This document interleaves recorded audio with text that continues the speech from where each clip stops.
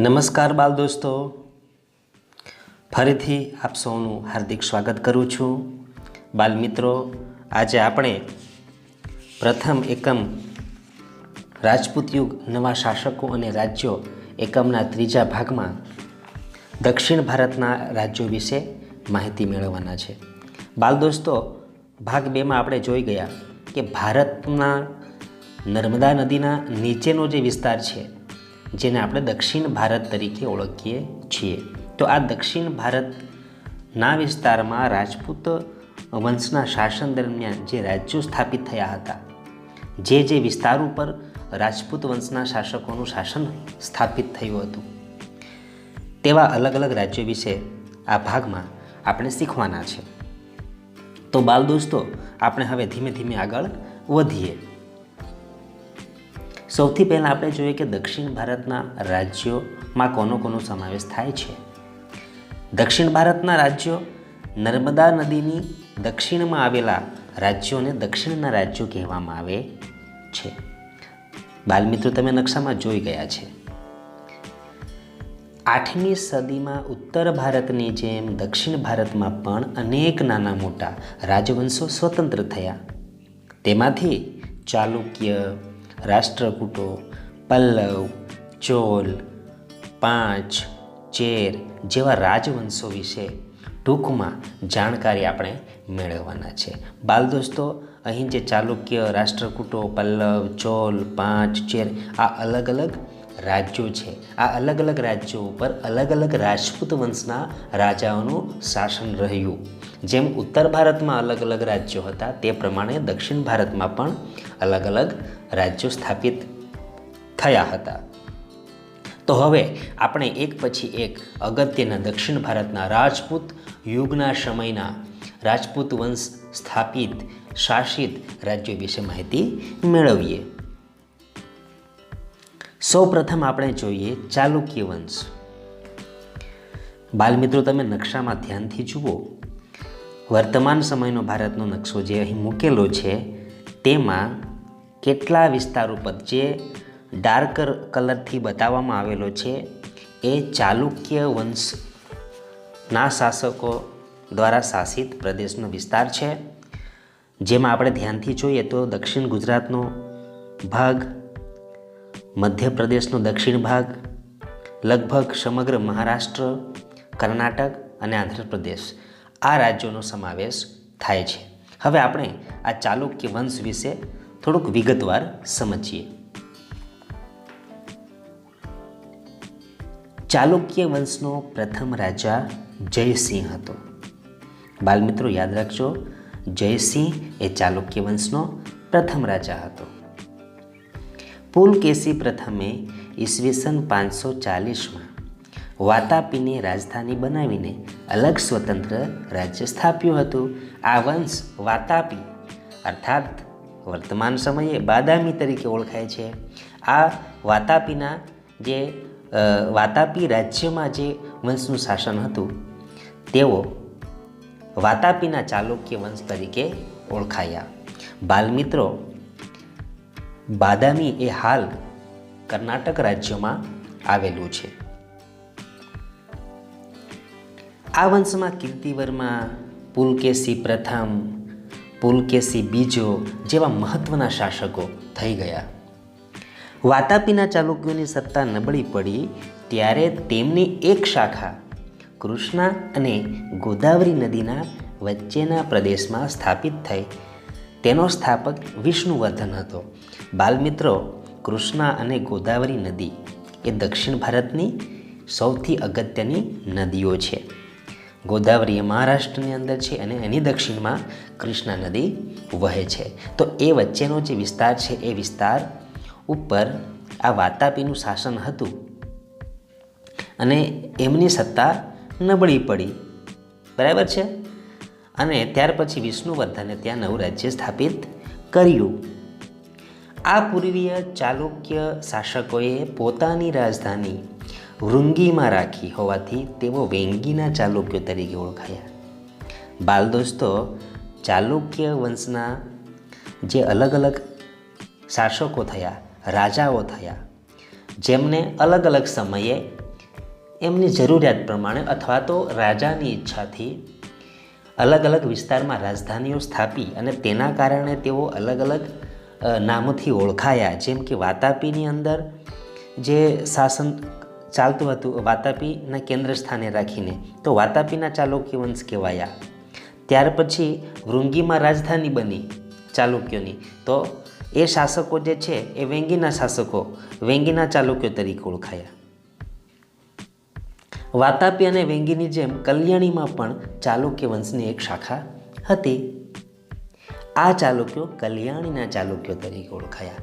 બાલમિત્રો, અહીં આ ખાસ બાબત તમે ધ્યાન રાખશો. ચાલુક્ય વંશે અલગ અલગ સમયે અલગ અલગ રાજધાનીઓ બનાવીને શાસન કર્યું અને એટલા માટે તેઓ અલગ અલગ નામથી ઓળખાયા. એક નંબર તો કે વાતાપીના ચાલુક્યો એ વાતાપીના ચાલુક્ય વંશી તરીકે ઓળખાયા. ત્યારબાદ વૃંગીમાં રાજધાની બનાવી તો વૃંગીના ચાલુક્ય તરીકે ઓળખાયા. અને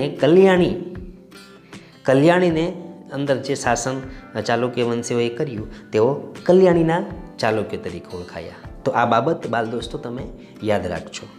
હવે આપણે આગળ વધીએ. હવે આપણે વાત કરીશું રાષ્ટ્રકૂટ વંશ. બાલ દોસ્તો, તમે પહેલા નકશો જોયો અને હવે આ બીજો નકશો છે જે રાષ્ટ્રકૂટ વંશના શાસકોનું કેટલા વિસ્તારમાં શાસન હતું તેનો વિસ્તાર દર્શાવે છે. લગભગ ચાલુક્ય વંશી અને રાષ્ટ્રકૂટનું જે શાસનનો વિસ્તાર છે એ એક જ વિસ્તાર હોય એ સ્પષ્ટ આપણને દેખાય છે. જો કે રાષ્ટ્રકૂટોનું શાસન થોડુંક ઉત્તર ભારત તરફ વિસ્તરેલું દેખાય છે. તો જ્યારે આ ચાલુક્ય વંશના શાસકોનું શાસન નબળું પડ્યું ત્યારબાદ એ જ વિસ્તારમાં રાષ્ટ્રકૂટોએ પોતાનું શાસન સ્થાપિત કર્યું. એટલે કે ચાલુક્ય વંશ નબળો પડ્યો એટલે રાષ્ટ્રકૂટોએ પોતે રાજા બનીને શાસકો બન્યા અને એટલા માટે ચાલુક્ય વંશના અંત પછી રાષ્ટ્રકૂટ શાસક બન્યો. હવે આપણે તેને વિગતવાર જોઈએ. દક્ષિણમાં ચાલુક્ય વંશની પડતી થઈ ત્યારે રાષ્ટ્રકૂટ વંશની સત્તાનો ઉદય થયો. મેં તમને કહી દીધું છે. આ વંશનો સૌથી પ્રથમ રાજા ઇન્દ્ર પ્રથમને માનવામાં આવે છે. ગોવિંદ ત્રીજો રાષ્ટ્રકૂટ વંશના શાસકોમાં સૌથી શક્તિશાળી શાસક હતો. યાદ રાખજો બાલ દોસ્તો, ગોવિંદ ત્રીજો એ રાષ્ટ્રકૂટ વંશનો સૌથી પ્રતાપી શક્તિશાળી શાસક, સૌથી જાણીતો રાજા હતો. હવે આપણે આગળ જોઈએ દેવગિરી રાજ્ય. તમે નકશામાં જોઈ શકો છો યાદવાસ જે લખેલું છે એ યાદવાસ એટલે કે યાદવોનું જે શાસન છે જેનો સંબંધ દેવગિરી રાજ્ય સાથે છે. એટલે આ વિસ્તારને આપણે ધ્યાનમાં રાખીશું. ચિત્રમાં તમે જોઈ શકો છો અહીં જે ચિત્ર મૂકેલું છે દેવગિરી ફોર્ટ. દેવગિરીનો જે કિલ્લો છે, દેવગિરીનો કિલ્લો એ હાલ દૌલતાબાદ ખાતે આવેલો છે, જે યાદવ વંશ સાથે સંબંધ ધરાવે છે. એટલા માટે આ ચિત્ર અહીં મૂક્યું છે. દેવગિરીમાં બાલમિત્રો યાદવોનું શાસન હતું અને દેવગિરી કે જે હાલ દૌલતાબાદ તરીકે ઓળખાય છે, જે યાદવોની રાજધાની હતી. અને એટલા માટે જ દૌલતાબાદની અંદર આજે પણ દેવગિરી ફોર્ટ જોવા મળે છે. અહીંથી યાદવો શાસન કરતા હતા. ત્યાર પછી દ્વાર સમુદ્રમાં હોયસલ વંશનું શાસન હતું અને કાર સમુદ્ર હોયસલોની રાજધાની હતી. તો આ રીતે યાદવ વંશ જે છે એ યાદવ વંશ દેવગિરી અને દ્વાર સમુદ્ર આ બે જગ્યાએ ફેલાયેલો હતો. હવે આપણે દક્ષિણ ભારતના અગત્યના જે રાજ્યો છે એમાંનું વરંગલના કાકતીય વંશ અને પલ્લવ વંશ, બરાબર, આ બે વંશ વિશે આપણે હવે જોઈએ. અહીં બે ચિત્રો જે મૂકેલા છે, પહેલું વરંગલ ખાતેનું સ્થાપત્ય છે જે કાકતીય વંશ સાથે સંબંધ ધરાવે છે, અને જે નીચે ચિત્ર આપેલું છે પલ્લવ વંશ સાથે સંબંધિત સ્થાપત્ય છે. એના વિશે આપણે હવે થોડુંક વિગતવાર જોઈએ. દક્ષિણમાં કલ્યાણી ચાલુક્ય સામ્રાજ્યના પતન બાદ ત્યાં નવા રાજ્યોનો ઉદય થયો. બાલમિત્રો, તમે જાણો છો એક રાજાનો અંત આવે એટલે નવો રાજા સ્થાપિત થાય, એનો અંત આવે એટલે ત્રીજો રાજા સ્થાપિત થાય, બરાબર. તો દક્ષિણમાં કલ્યાણી ચાલુક્ય પહેલાં આપણે જોઈ ગયા ને કે ચાલુક્ય વંશીઓ જે વાતાપીના હતા, વરંગીના હતા, કલ્યાણીના ચાલુક્ય હતા. તો કલ્યાણીના જે ચાલુક્યો એમની જે શાસન વ્યવસ્થા હતી એ નબળી પડી, બરાબર, અને અલગ અલગ પછી રાજ્યો બીજા નવા બન્યા. તેમાં વરંગલના કાકતીય પણ હતા. કૃષ્ણા અને કાવેરી નદીઓ વચ્ચેના ભૂમિ પ્રદેશ ઉપર તેમનું રાજ્ય હતું. બાલમિત્રો, તમે નકશો, ભારતનો નકશો હાલનો જોઈ લેજો, એની અંદર કૃષ્ણા અને કાવેરી તમે શોધી લેજો, અને આ જે વિસ્તાર છે એ વિસ્તાર ઉપર વરંગલના કાકતીયનું શાસન હતું, બરાબર. અને વરંગલ એ તેની રાજધાની હતી, યાદ રાખજો. હા, વરંગલ કાકતીય વંશની રાજધાની હતી. એક મહત્વનો વંશ પલ્લવ વંશ પણ ખરો. આ વંશની સ્થાપના બપ્પદેવે કરી હતી અને જેની રાજધાની કાંચીપુરમ હતી, બરાબર છે. તો આ રીતે બાલ દોસ્તો, વરંગલના જે કાકતીય વંશ અને પલ્લવ વંશ એ પણ ખૂબ અગત્યના વંશો છે. તો આ રીતના આપણે વરંગલના કાકતીય વંશ વિશે અને પલ્લવ વંશ વિશે માહિતી પ્રાપ્ત કરી. મહેન્દ્રવર્મા પ્રથમ, નરસિંહવર્મા પ્રથમ અને નરસિંહવર્મા બીજો આ વંશના મહત્વના શાસકો હતા. હવે આપણે દક્ષિણ ભારતના અગત્યના રાજ્યોમાંનું ખૂબ જાણીતું પણ છે અને બધાએ જ કદાચ બાલમિત્રો તમે નામ સાંભળ્યું હશે, ચોલ, પાંડ્ય, ચેર, એવું પણ કહેવામાં આવે છે. ત્રિપુટી, આ ત્રણે ત્રણ રાજ્યોનું સાથે જ નામ લેવાય, પણ તમે નકશામાં જોશો તો આ ત્રણે ત્રણ રાજ્યો અલગ અલગ જગ્યાએ સ્થાપિત છે. દક્ષિણ ભારતમાં જ છે, પરંતુ નકશામાં તમે જોઈ શકો છો. ચોલ વંશ, પાંચ વંશ અને ચેર, બરાબર. ચેરા જે કેરાલાના વિસ્તારમાં હતું, પાંચ પાંડ્ય દક્ષિણમાં તમે જોઈ શકો છો, અને ચેર જમણી બાજુ, બરાબર છે. આમ જોવા જઈએ તો દક્ષિણ ભારતની રીતે જોવા જઈએ તો ચોલ જે છે એ ભારતના પશ્ચિમના કિનારે, આ પૂર્વના કિનારે, પાંડ્ય દક્ષિણે અને ચેર એ ભારતની પશ્ચિમ કિનારે. હવે આપણે આ ચોલ, પાંડ્ય અને ચેર એના વિશે થોડીક માહિતી વિગતવાર મેળવીએ. ચોલ વંશ પાંચ રાજ્ય અને ચેર રાજ્ય.